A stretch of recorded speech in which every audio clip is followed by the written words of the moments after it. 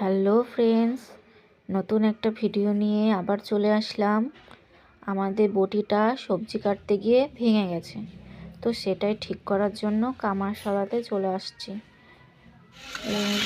চলে এসেছি কামারশালায়।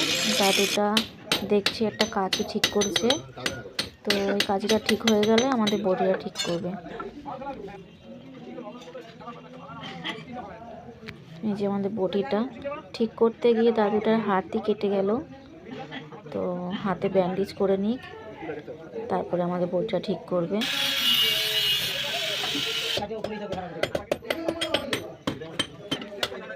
এই যে আমাদের বটি রেডি, পুরো কমপ্লিট হয়ে গেল। বটিটা কেমন লাগছে একটু জানাও,